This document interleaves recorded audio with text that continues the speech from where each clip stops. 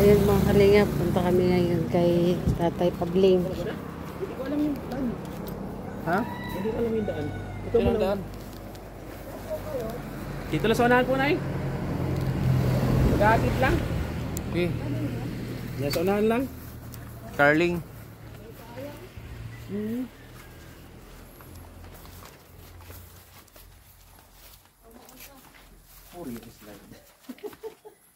Viral ka pag nag-slide ka.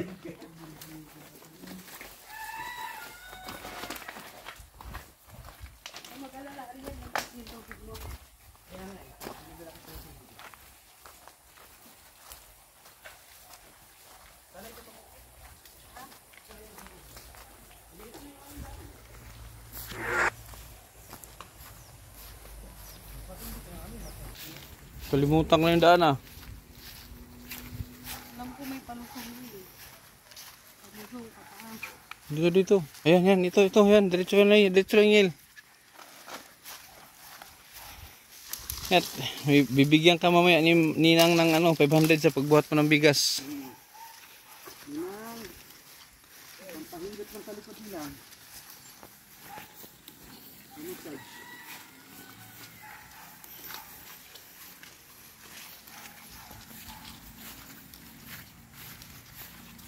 Oh, wala ka nag-inulit.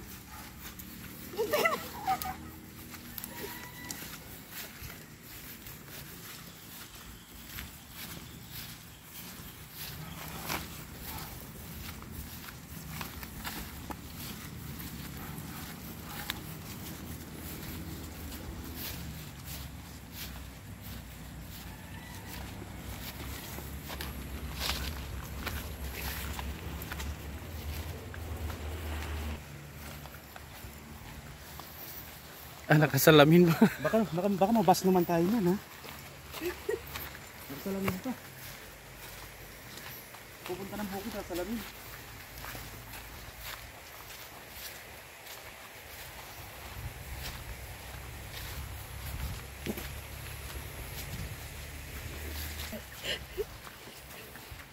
Umumula na eh, oh.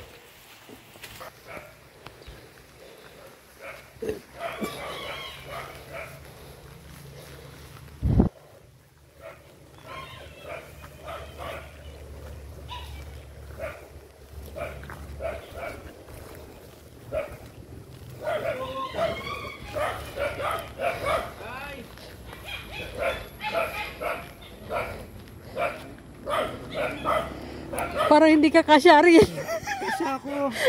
Alam mo.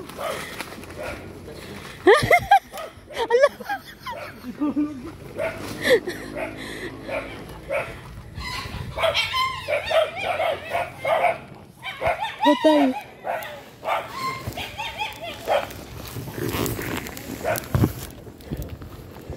Tay kasya. Hindi kasya yung karton.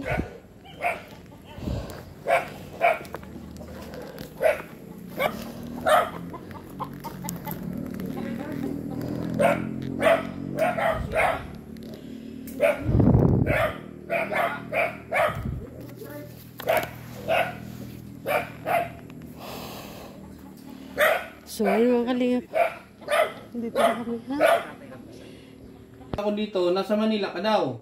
Ay, oo. Nasa Manila ko at magpapagamot ako ng yung nagpapagamutan ako ay pinasukatan yung mata ko ng sinukatan yung mata ko. Basta nung pinakamataas na grado, walang makikita. Baka di nag-aral. Awang ko lang noon. Walang grado. Wala akong makita. Lalo wala akong makita. Ngayon, nakakaaninag ako ng punti-unti. Madilim na masyado. So hindi ka na nakakalabas. Ay, dito na lang ako. Kasi noon mga kalingap si tatay naggapang-gapang siya makakalabas lang. Ngayon hindi na. Hindi na. Diyan na dito na lang ako. Tingnan mo yan, oh. Yung higang kong yan. Giba na. Nag-tip lang ako dyan nung kagabi. Matumba ka dito?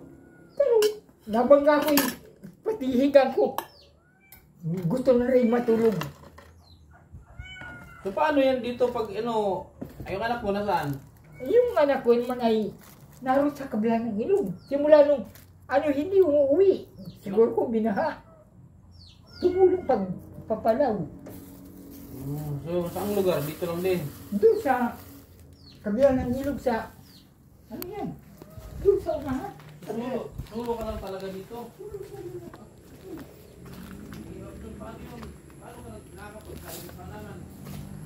Ayan o. Nag-sign ako dyan sa, nag-sign ako dyan sa, Itong ano mo, di uling. yung mabuti nga kung may uling. May uling ay, wala, nabasa, may ginong bagyo. Panggatong lang ang gamit mo. Oo, yung kahoy-kahoy lang. Mabuti meron kang ano, ito lang ginawang panggatong. Yung uyan lang. Pinagtatagan ko na lang na para kumain. Pero tayong, nung punta ko dito noong huli, nabanggit mo no, nahirap kang lumunok. Oo. Ngayon okay na. Ay, gayon pa rin. Ganun pa rin. Hindi pa rin ako maka. Ano? Pero ang inulam mo toyo. Tuyo. Sakay. Saging. Baka gusto ninyong kumain ng saging. May saging yan. Saba. Pero ano, ilang araw ka nang nag-ulam ng toyo? Ay, ano na? Mag-iisang libo na. Isang linggo puro toyo ulam mo. Tuyo. Oo. Saka yung saging. Nasaba. Baka magkasakit kami niya sa bato. Ano lang, yung unti-unti lang ng tuyo. Yan naman, ibibigay ko doon sa kaso. Sa May- sabaw ko at walang ulam. May bumibisita naman siya dito? Wala na. Wala, di ka na nabisita. Wala na. Kaya nga tayo naalala ko kasi, sabi ko, kamusta na kayo si Tatay Carling? Kasi nga, nung huling punta ko dito, nasa Manila ka. Nagpapagamot sana ko doon. Ang problema, nung sukatan ako ng salamin, lalong wala akong nakita. Ayun, ngayon ay hindi ko na nakita. Baka naman sa ano ka nagpasukat tayo, sa Aguila Glass. Yung mga naglalakad, Ay, hindi yun. Dapat sa ano ka, sa mga orthopedic. ay kasi tutoy, hindi na ako Orthopedic? Hindi na.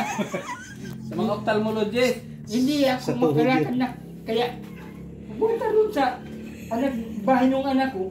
Tuloy ako tingin at sukat ng salamin yung anak ko.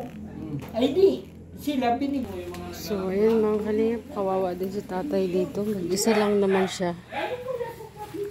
Tapos ganyan yung sitwasyon niya. Toyo ang ulam. Wala sa kanya nag-aasikaso. Kaya tao, Kawawa. Buti naisip ni Derek ito na balikan.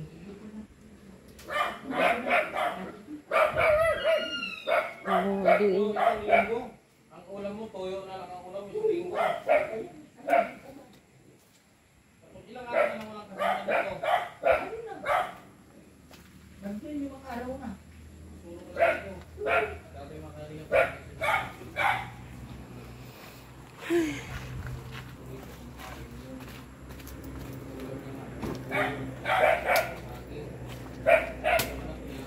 Yung anak ko, laki ng Maynila yan, marunong magpalaw ng nyog, marunong magtabas. Ay, yun lang. Pag may napunta rito. Lalo na kahapon siguro, ang nagkasama lang. Siguro, yung kabusong ko yung ito dito. Kasi mahasama ko. At sabi ko, maigi pa nakin dito ako sa probinsya. Dito, maski ako'y gagapang-gapang, nakakapag-gapang-gapang ako dyan. Ay doon ay wala. Malulumpok ka doon sa Maynila.